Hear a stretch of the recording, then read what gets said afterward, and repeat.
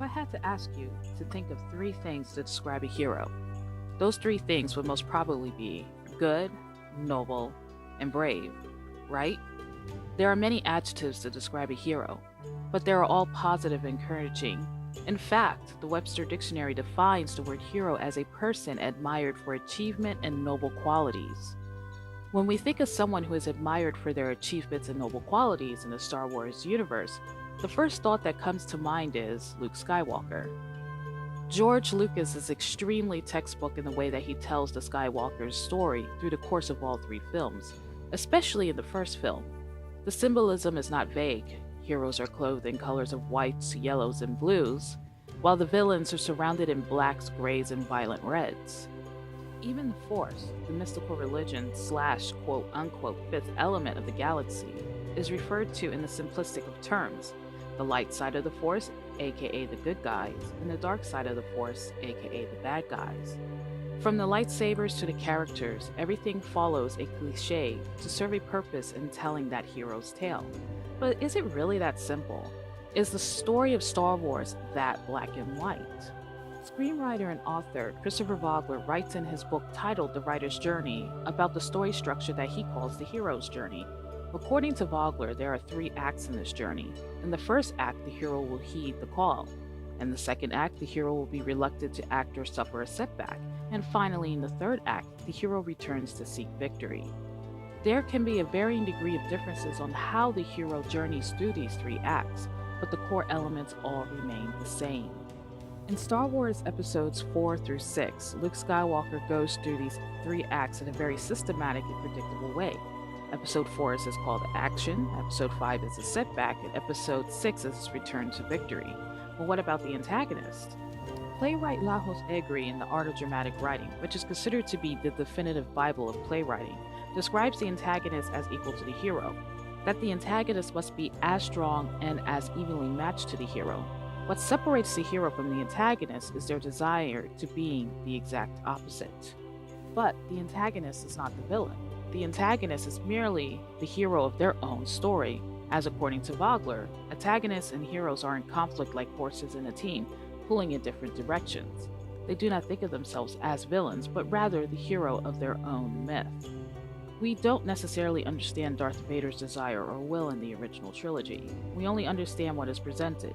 He is a feared Dark Lord of the Empire, a skilled Force user, whose only role is to stand in the way of Luke Skywalker. Vader is in every retrospect the villain, not the antagonist of Luke's journey.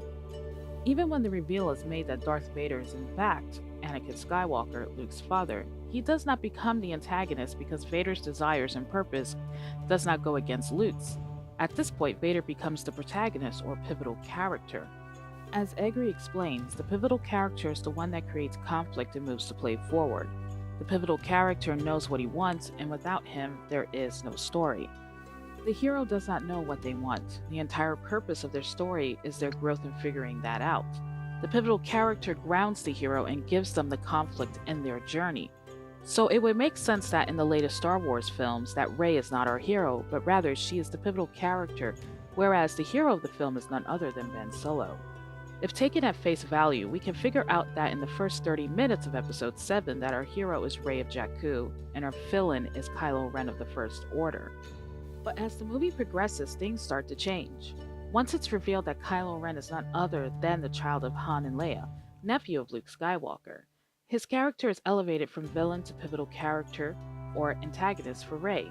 We can assume that he knows what he wants because he has mastered the Force, is skilled in combat, and commander of his own regime. He is the conflict against Rey, the unlikely hero of the first film, who merely stumbles into a galactic war. But at the start of the final act, the roles become reversed. Leave here with me. Come home. We miss you.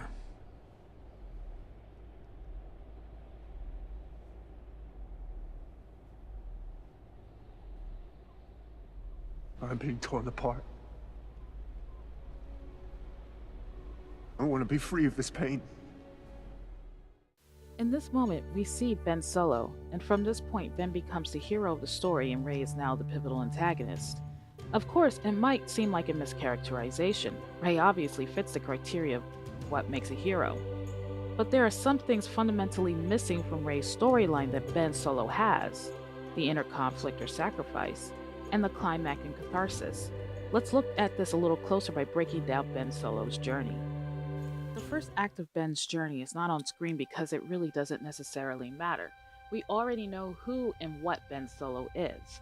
There are 6 movies to establish his existence. Ben Solo's first act is not about the call to adventure, but rather his refusal of the call. Throughout episode 7, we are left with the lines from the people that know him best, his parents. If you see our son, bring him home.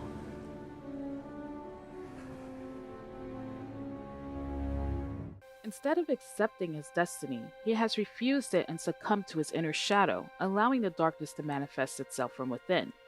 What he thinks is the call to adventure or his destiny is merely him entering into the second act, in which his patricide forces him to cross into the first threshold of his journey.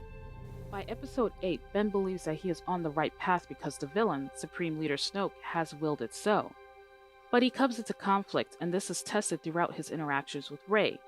As his antagonist, Rey drives the conflict in Ben's journey by challenging him to sacrifice Kylo Ren for the greater good. He does not view her as an enemy, but rather as a potential ally, since they both are similar in many ways, and both share the same desire: bringing peace and stability to the galaxy. Now remember, antagonists are not villains, but rather characters that want to achieve the same goal through means that the hero does not agree with.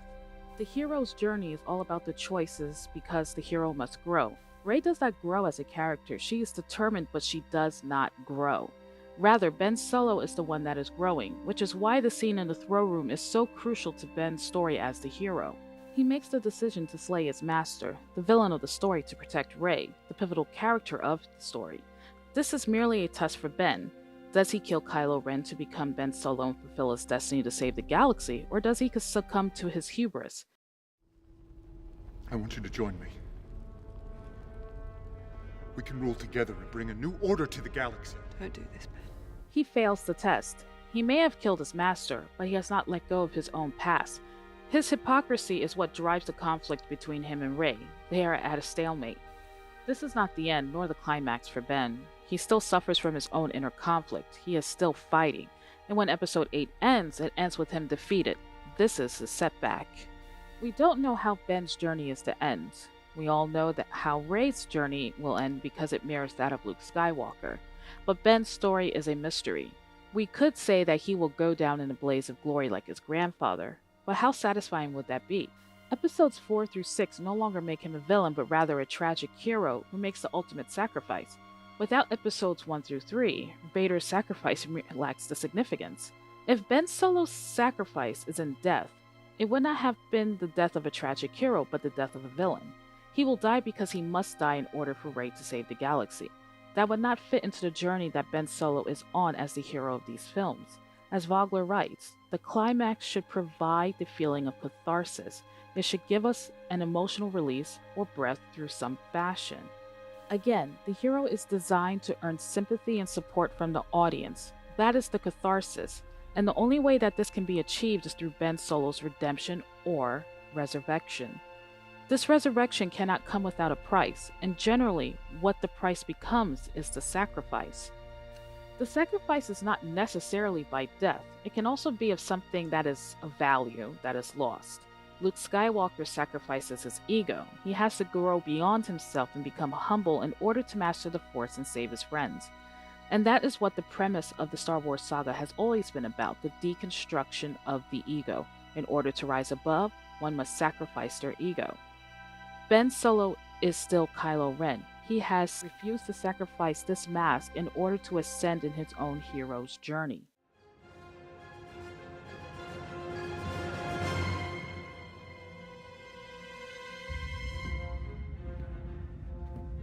I want every gun we have to fire on that man. His hypocrisy, the inability of Ben to let go of his own past, coupled with his own anger, is the reason why he is unable to let go of his own ego. Until Ben sacrifices Kylo Ren, his hero's journey will never be complete. At face value, the new films put Rey as the hero of this journey, But it cannot be forgotten that the core of the Star Wars saga has always been about the Skywalker family. There is a reason why Rey does not grow in the movies. There is a reason why there is no other character development between the first time we see Rey to the last moments of Episode 8. Despite her conviction to join the fight, Rey herself does not experience a change. The reveal of her parents does not stop her, nor does it push her into the fight. This information does not change who Rey is. She does not grow as the hero because she is not the hero. She does not sacrifice because she has nothing to sacrifice. She instead looks to someone else to be the hero. As Vogler writes, the hero must grow. They are the one who learns and grows the most in the course of a story. In order to grow, the hero needs a mentor.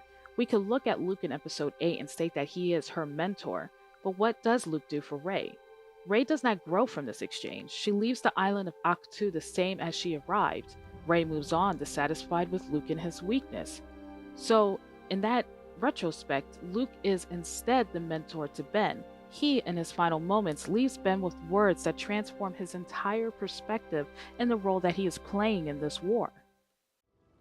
I'll destroy her, and you, and all of it. No. Strike me down in anger and I'll always be with you. Just like your father. Mentors guide heroes into accepting the call. They can be characters, objects, or even past experiences, as Vogler states in his book. So Rey cannot be the hero. What is happening with Rey is that her opinions change, but her character does not. What she does is drive the heroes into action. She is the one that triggers Luke to go out of hiding. She is the one that triggers Ben Solo to slay Snoke. Rey, again, does not have character growth. Instead, she acts as a catalyst. She is the pivot in which guides Ben and by proxy Luke into the next phases of their journeys. Characters must grow in order to be heroes. If they do not grow, they are not a hero. Skywalker. Still looking to the horizon. Never here. Now.